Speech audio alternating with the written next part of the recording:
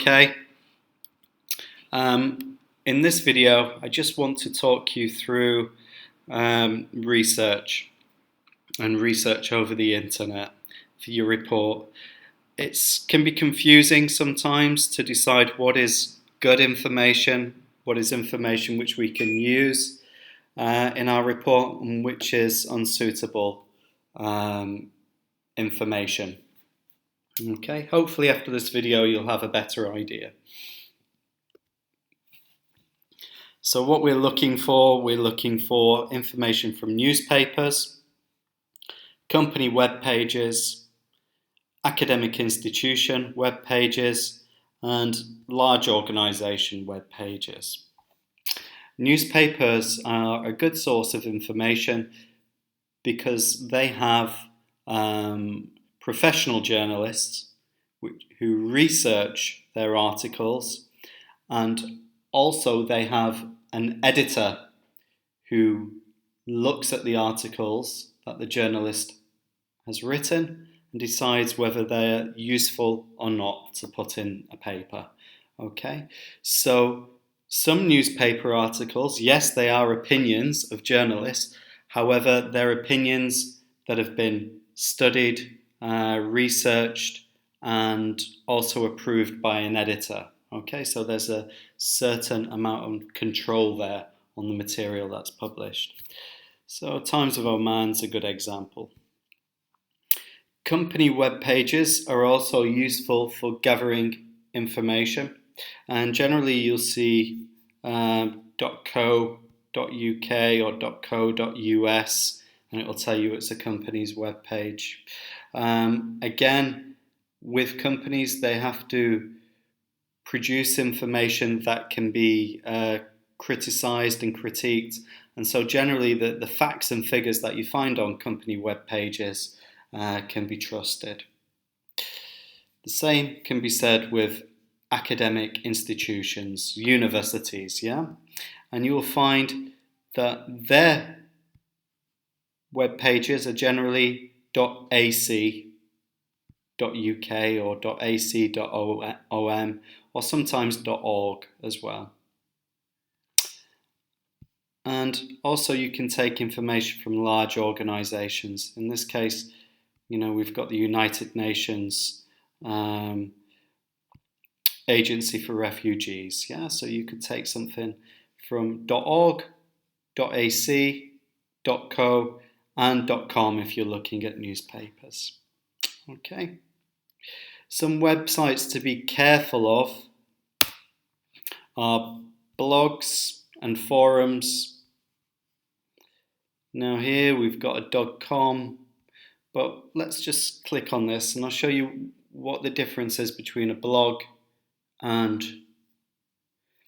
a newspaper article. So here we've got Donovan, and there's a picture of him, and his information is about careers in foreign languages, and he's answering some useful questions. And if we look down at the bottom, we can see, what does it say about Donovan? Oh yeah, here we go. I am an applied linguist, graduate, teacher and translator with a passion for language. So he's talking about languages, and Donovan is a language graduate. He has a BA.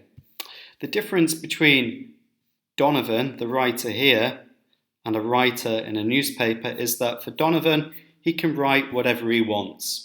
There isn't an editor to look at his work, to critique his work, and to control any content that might be misleading. So in blogs, we've just got opinions from somebody who perhaps is not a professional.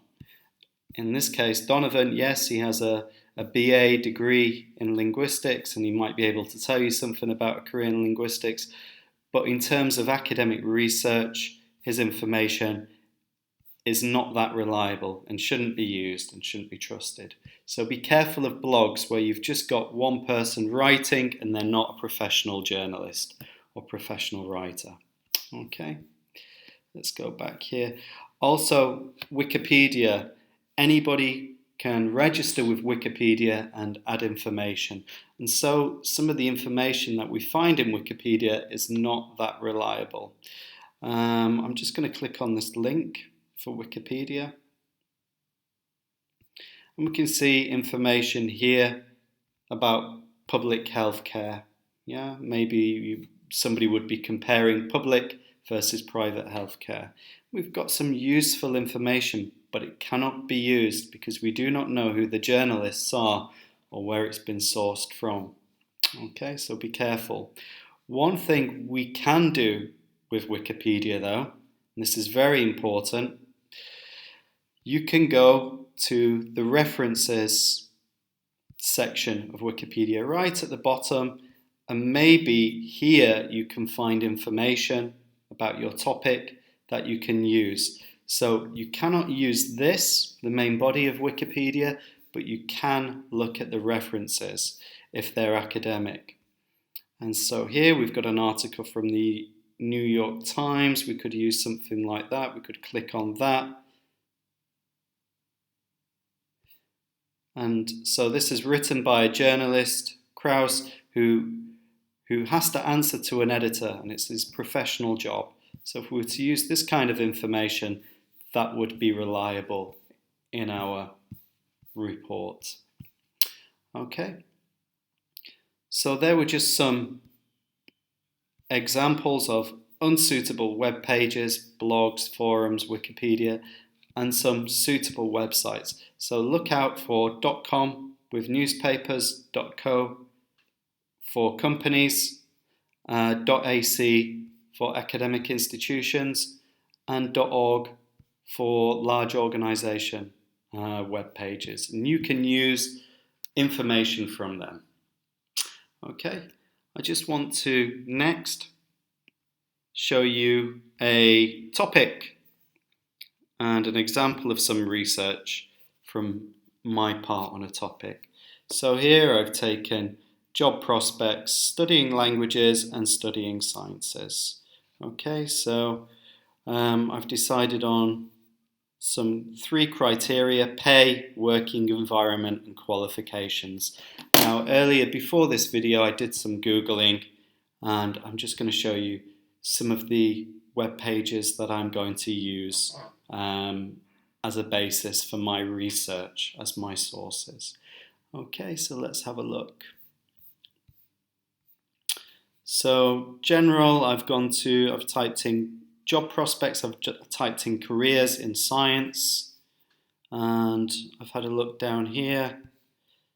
And okay, we've got .ac, could use that. .gov, that's a good website.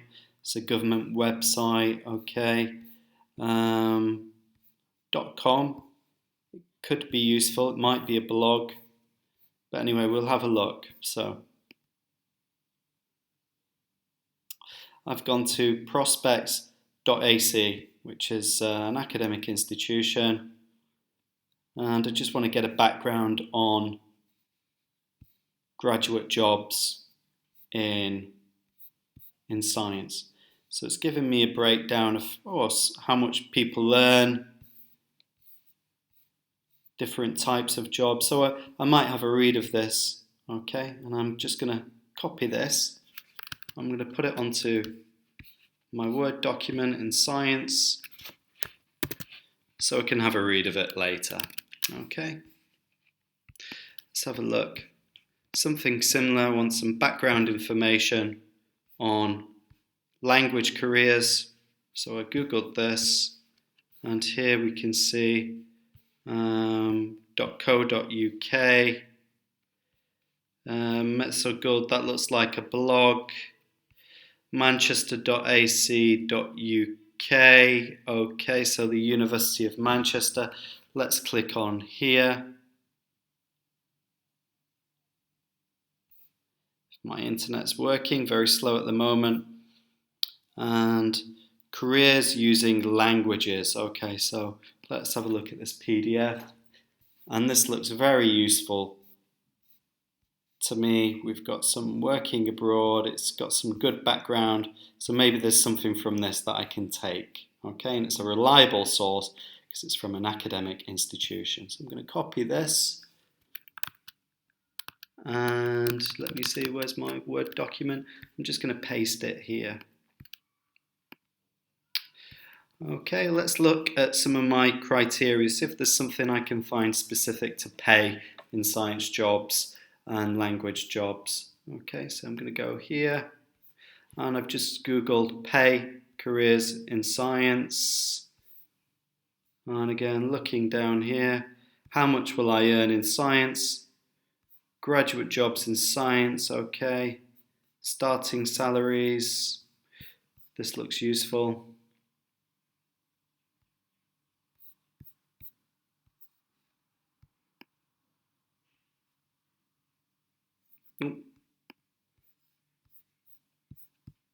Let's go back, little mistake here.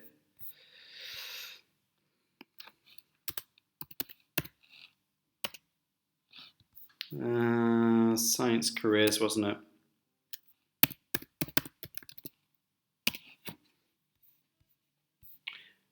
How much will I earn in science?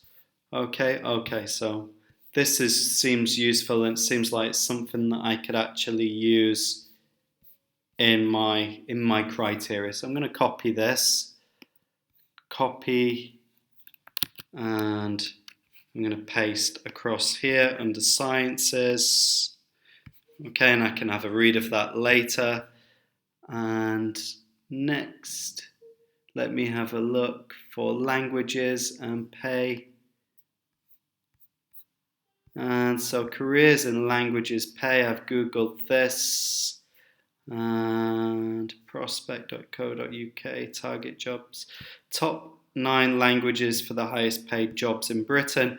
Okay, I'm going to look at this. Maybe this is something I could use. And again, let's have a look through. Yeah, it tells me which languages earn the most money. So maybe I could use this in my report as well. Copy, and it's from The Independent, which is a recognised newspaper in the UK. Let me have a look here. Paste. So already you can see I've got 1, 2, 3, 4 different sources, and it took me about 20 minutes to Google this. I'm just going to have a look at one more criteria. Let's see what kind of qualifications you need to get into a career in science and one in languages. So here, we've looked at pay, qualifications, career in science, how to become a scientist, careers in scientists, nationalcareers.gov. These all look, sciencecouncil.org, these all look legitimate websites. And here I'm going to use target again. What A levels do I need? Apprenticeship schemes, university route. Okay, so I could have a read through here. Copy and paste. And the last one, careers in languages, qualifications. I've Googled this. And again, we can just have a look down the list. Career options, blog, ESL, maybe I'll avoid that one. Top universities, help. This is the Open University, which is an academic institution. Okay, let's have a look in here. Career opportunities. Postgraduate study. So it's saying what kind of studies and master's degrees you would need to get specific jobs. So I'm going to use this. I'm going to have a look through this. Copy, and I'm going to put this here just to organize myself so I can always know where I think this is a good idea to do, because you're going to have to reference, and this will take you directly to the web pages that you were looking at. So it's good that you have a separate document. Okay. I hope this has helped. So in this video, we've looked at suitable and unsuitable sources and just a basic overview of how to research according to different criteria.